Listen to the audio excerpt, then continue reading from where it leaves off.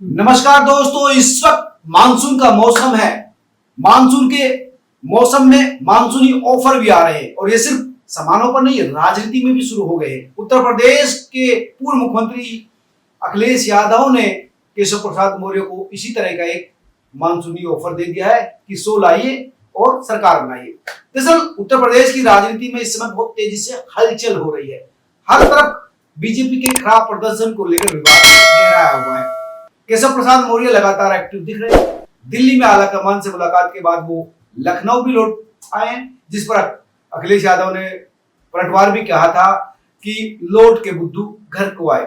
और लगातार इसके बाद दोनों तरफ से आरोप प्रत्यारोप का दौर जारी है, जिसके बाद केशव प्रसाद मौर्य ने उन पर पलटवार भी किया था। अब समाजवादी पार्टी के अध्यक्ष अखिलेश यादव ने सोशल मीडिया एक्स पर एक पोस्ट लिखकर राजनीतिक सरगर्मी तेज कर दी है। उन्होंने अपने अंदाज में मानसूनी ऑफर दे दिया। उन्होंने कहा कि 100 लाओ सरकार बनाओ, यानी 100 विधायक तोड़ लो बीजेपी के और 105 हमारे हैं, सरकार बन जाएगी। दरअसल उत्तर प्रदेश में 403 विधानसभा सीट है, इसलिए जिसके पास 202 विधायक होंगे वो सरकार बना देगा। और इसके बाद अखिलेश के इस ऑफर की चर्चा चारों तरफ फैल गई है।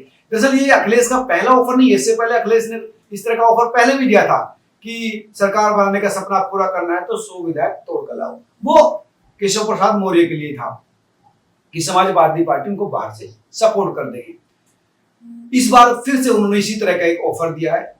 अखिलेश यादव विपक्ष के नेता हैं, लगातार एक कोशिश कर रहे हैं कि जो बीजेपी के अंदर विवाद है उसको हवा दी जाए। दरअसल लोकसभा चुनाव 2024 के नतीजे जब से आए हैं तब से उत्तर प्रदेश की बीजेपी में विवाद गहराया हुआ लग रहा है। पार्टी को चुनाव में 33 सीट मिली, 80 में से 33 सीट। वहीं विपक्ष का जो इंडी गठबंधन था उसको 43 सीट मिली। समाजवादी पार्टी यूपी की राजनीति में नंबर 1 बनकर उभरी सीटों के मामले में। पार्टी को 37 अपने दम पर, इंडिया गठबंधन को 43 मिली तो एसपी को 37 सीट मिली। उसके सहयोगी दल जो कांग्रेस है उसने भी अच्छा प्रदर्शन किया, उसको 6 सीटें मिली। यानी दोनों ने बहुत बेहतर प्रदर्शन किया और उसके बाद से ही ये दल जो इंडिया गठबंधन है उत्साही है। और बीजेपी विवाद में घिरी हुई है, लगातार मंथनों का जोर जारी है। लखनऊ से लेकर दिल्ली तक बैठकों का दौर जारी है। इन बैठकों के बीच केशव प्रसाद मौर्य ने संगठन को लेकर एक बड़ा बयान दिया था, जिसके बाद से जो कयास थे उनका दौर शुरू हो गया। उन्होंने कहा था कि प्रदेश की जो संगठन है वो सरकार से बड़ा है। संगठन और सरकार, यानी संगठन का मतलब जो बीजेपी का संगठन है, सरकार यानी योगी आदित्यनाथ जो सरकार चला रहे हैं। इसके बाद से जो खींचतान की राजनीति है, नाराज मनाने की जो राजनीति है, उसने जोर पकड़ा और विपक्ष को भी कहने का मौका मिल गया कि जो मौर्य है वो नाराज है, वो ओबीसी समुदाय से आते हैं, इसलिए अगर ओबीसी को कमान दी जाती है तो उत्तर प्रदेश में जहां पर ओबीसी का बड़ा वोट बैंक है वो बेहतर कर देगा। इसी तमाम विवाद को हवा देते हुए अखिलेश ने एक केशव को ऑफर दे दिया कि 100 विधायक लाने पर सरकार बन सकती है, 100 विधायक तोड़ के ले आओ और पार्टी जो है वो हक बाहर से समर्थन मिलेगी। दरअसल उत्तर प्रदेश में बीजेपी की बात करें तो इस समय बीजेपी के पास अपने जो है 251 विधायक हैं और 251 विधायक होने की वजह से बहुमत से ज्यादा विधायक है, सबसे बड़ी पार्टी है। समाजवादी के पास 105 विधायक है। अपना दल सोने लाल वाला जो है उसके पास 13 विधायक है और तीसरे नंबर पर है। ठीक है, राष्ट्रीय लोकदल के पास 8 विधायक है। अब आप जानते हैं कि राष्ट्रीय लोकदल फिलहाल जो है बीजेपी के साथ है। लोकसभा चुनाव से पहले आरएन के प्रमुख जयंत चौधरी यहाँ आ गए थे, उस समय मंत्री भी है, उनके पास 8 विधायक है। सुहेलदेव भारतीय समाज पार्टी के पास 6 है, वो भी बीजेपी के साथ है। निषाद पार्टी के पास 5 है, वो भी बीजेपी के साथ है। जनसत्ता दल लोकतंत्र के पास 2 है, राजा भैया वाली के, उसको भी वो भी बीजेपी के खेमे में है। कांग्रेस के पास 2 है, बहुजन समाज पार्टी के पास सिर्फ 1 विधायक है।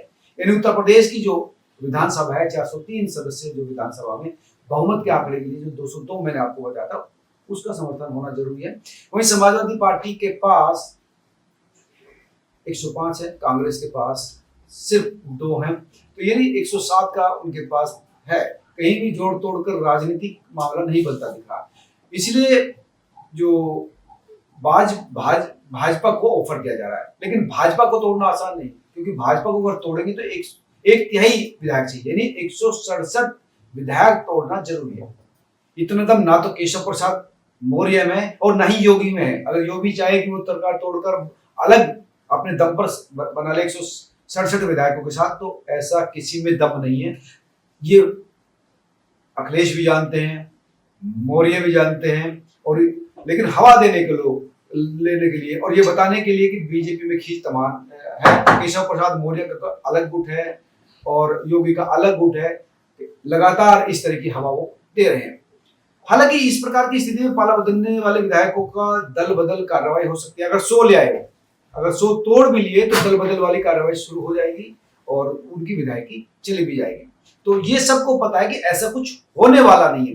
लेकिन इस बहती गंगा में अखिलेश यादव ने भी हाथ धोने की कोशिश की है और ये बताने की कोशिश की है कि उत्तर प्रदेश में जो बीजेपी की सरकार है, योगी का जो चेहरा है, जिनको सीएम के बाद पीएम पद का महत्वपूर्ण दावेदार माना जा रहा था, तो ये हवा देने का कोशिश है कि वहां पर कंफ्यूजन है, वहां पर द्वंद्व है, ओबीसी को सम्मान नहीं मिला, ताकि ओबीसी जो समुदाय है उनको ये भेजा जाए संदेश कि देखिए ओबीसी की सम्मान वहां नहीं हो रहा। हालांकि इन तमाम मामलों को देखते हुए केशव प्रसाद मौर्य ने अखिलेश पर भी तंज कसा था और कहा था कि सपा का जो पीडीए है, यानी पिछड़ा, दलित और अल्पसंख्यक है, वो एक धोखा है। और उन्होंने दावा किया था कि उत्तर प्रदेश में सपा की जो गुंडों राज की जो वापसी है वो असंभव है और 2017 के विधानसभा चुनाव 2027 में भी दोहराए जाएंगे और उत्तर प्रदेश में जो है बीजेपी की सरकार स्थायित्व है। बीजेपी की यूपी में भी और केंद्र में भी, ये मौर्य ने लिखा था। यानी मौर्य ये बताना चाहते थे कि आप जो जिस तरह की सपन देख रहे हैं ऐसा संभव नहीं है। लेकिन अखिलेश यादव क्योंकि लगातार हवा दे रहे हैं, वो कोशिश जारी किए गए। अब देखना होगा कि ये जो मामला है वो किधर का रुख अपनाता है, क्योंकि जो 10 बाई इलेक्शन, 10 विधानसभा पर जो बाई इलेक्शन है, उसमें दोनों खेमों की ताकत की जो है ताकत देखी जानी है। जो इस एग्जाम में पास हो गया उसके लिए 2027 का जो उत्तर प्रदेश विधानसभा का जो बड़ा एग्जाम बोर्ड है उसमें पास होना बहुत आसान हो जाएगा। आप इस पूरे घटनाक्रम को कैसे देखते हैं, जरूर बताएं।